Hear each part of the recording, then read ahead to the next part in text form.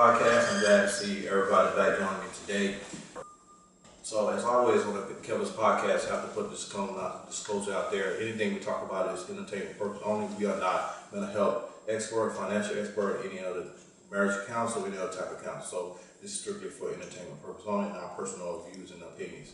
With that said, let's get into it. Welcome, babe. How you doing? I'm doing good. How are you? Good. So today we're going to be talking about mental health. I felt like it was an important topic to talk about with Christmas coming, Thanksgiving, with the pandemic have hit all our lives and changed it over the last 2 years. A lot of people lost loved ones. A lot of people, loved ones in the hospital still fighting COVID. And so, this is the time that everybody wants to be with their family. During the holidays with Thanksgiving and Christmas coming up and New Year's. It can be a depressing time for a lot of people due to what we've been through, this whole pandemic type environment. So what intrigued me today to bring, as I say, consider my daughter on the podcast with me today was she actually made a Facebook posting about an issue that a young lady had, and it kind of got a lot of views. And also she works at Walmart on the mental health floor. So I said, nobody better than to have someone that I feel that I have a lot of love, respect, and adoration for to come on the podcast and just talk about that post that you posted and just kind of talk about mental health from your standpoint. Yes. So a few weeks ago, one of my Facebook friends made a post about a young lady by the name of Olivia who had 2 kids, and it touched me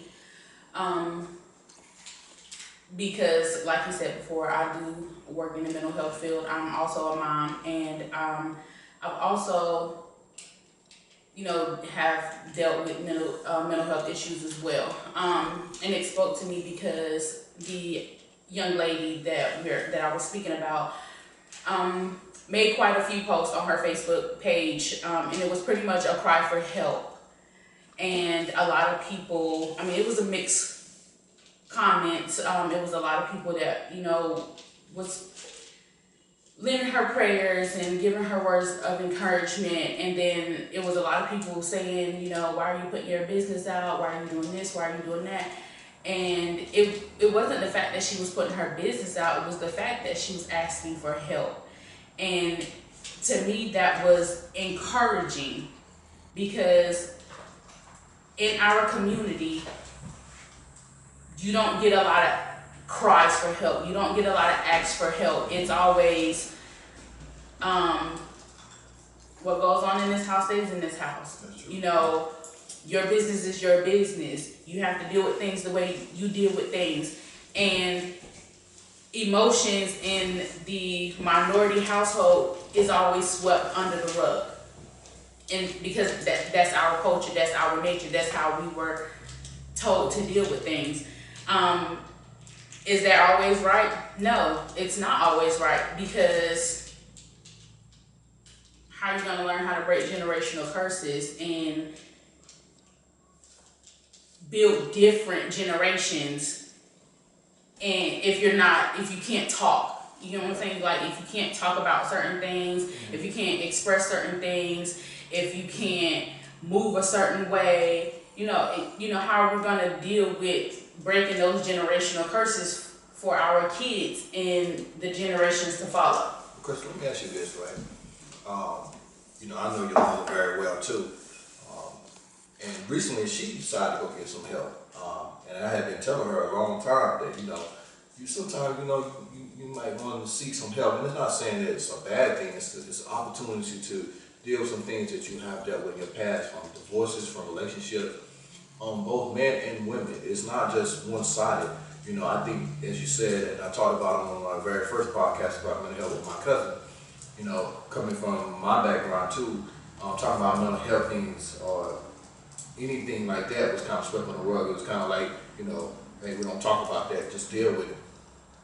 But from a woman's standpoint, and speaking from relationships, how do you see how relationships and how the counseling can better help you go through, especially if you've been through a bad breakup, divorce, or anything like that? Speak on how you, from a woman's point of view, how just going to a counselor can have a greater effect on you dealing with. I feel like going to counseling will have a great output in your life. Well, one thing about, speaking of my mom, My mom was actually one of the first people who watched me spiral, if you can say that. I went through a lot of things in my childhood. Previously to my mom coming into my life, not my biological mom, but my mom coming into my life. And I went through, my mom watched me go through an emotional and abusive relationship. And I watched my mom go through a lot of different things in life. But she stayed strong, and she continued to show me what a strong black woman is supposed to do moving throughout life. Everybody has their way of dealing with things differently, and my mom dealt with her things differently. I dealt with my things differently. Unfortunately, the way that I dealt with my things was I held everything in, and then I had a child, and I thought it would get better, but it didn't.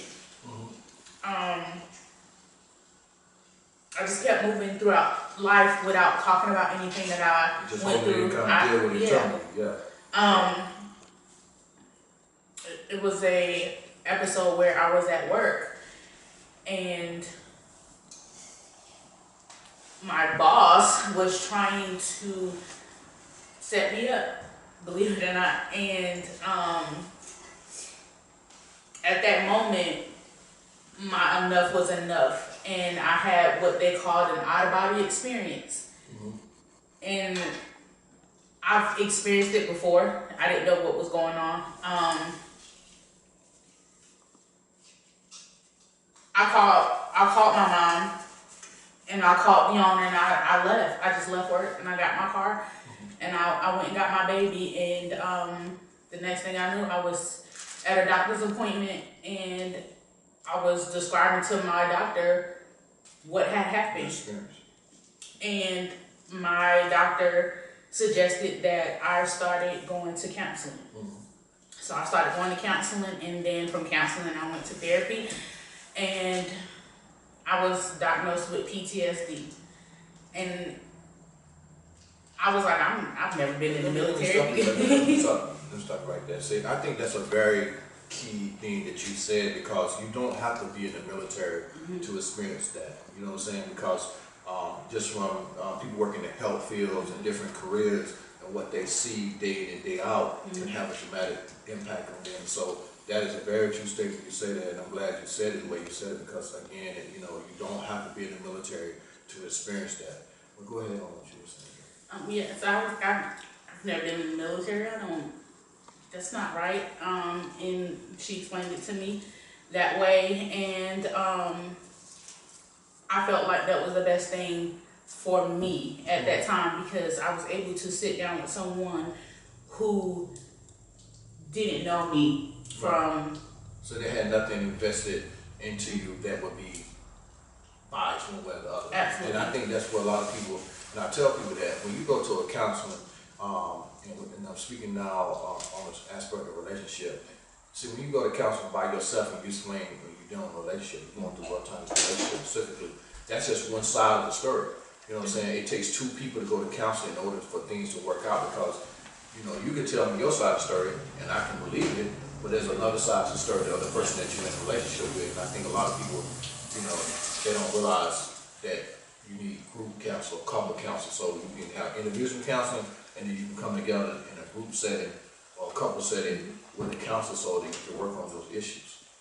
I think that's right. I also think that it's really important to get one-on-one help to deal with separate issues, because we can bring our own personal issues into a relationship without dealing with it first, and then we expect to get into this relationship that it can do one or two things, that we can lay all of our issues on a person that we're in the relationship with, thinking that they're supposed to carry that load with us, or we go into the relationship and we hide a lot of things that we went through, but we still have those issues, and Right. we're still dealing with those issues, and we'll create more issues within that relationship without talking about it. Right.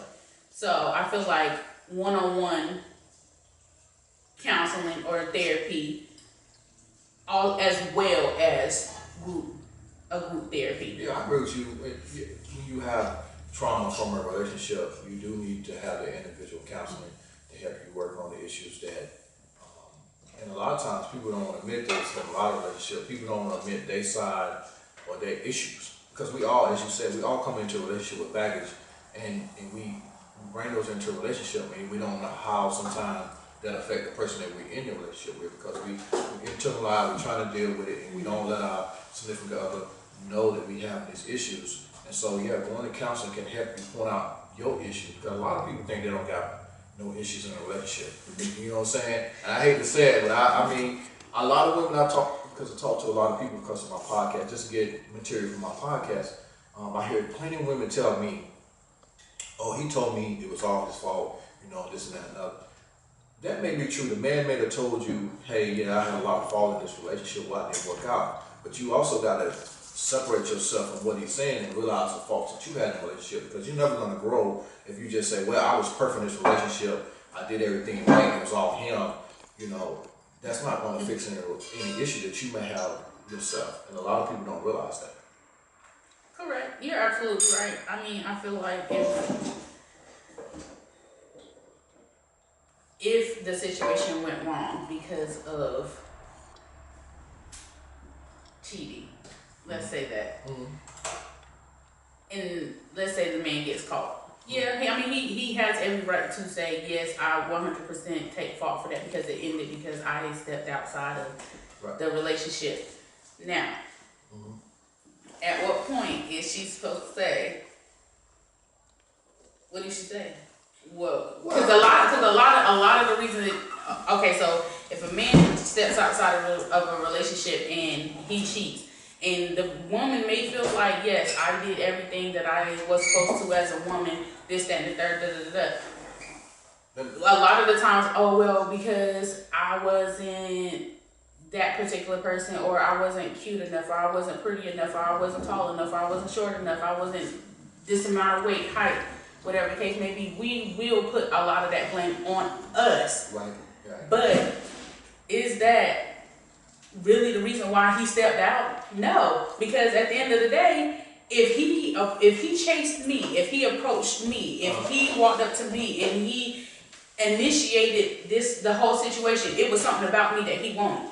Yeah. It was something about me that intrigued him. Right. It was something about me at that moment, correct? Yeah, that's true. All right, now when we sit down and we have a conversation and I'm telling you, look, these are my standards. This is what I will deal with. This is what I will not deal with. Now, you signed up for this because you chased me. This is what you wanted.